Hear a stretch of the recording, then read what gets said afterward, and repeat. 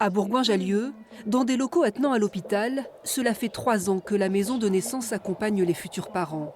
Des premiers jours de la grossesse jusqu'à la naissance, cette structure gérée par des sages-femmes libérales propose une alternative à l'accouchement en maternité.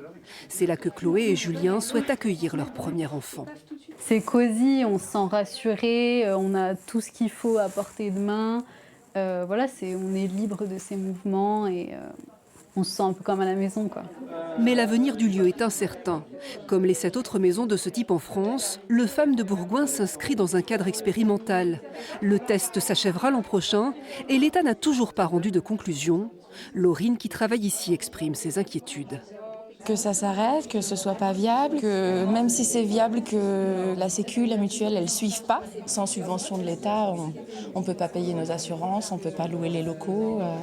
Donc ça va jouer aussi beaucoup là-dessus, sur quel modèle ils vont mettre en place et comment ça va pouvoir être indemnisé, tout ça. Une récente étude conclut pourtant à l'efficacité du test. Les interventions sont faibles et les épisiotomies rares, 3% des cas contre 20% en maternité. Le financement de ce modèle reste donc l'enjeu majeur.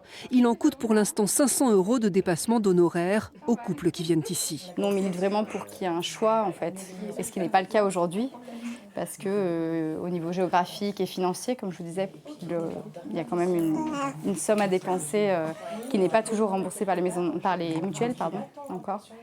Donc on se bat pour que ce soit le cas et qu'il puisse y avoir des maisons de naissance partout.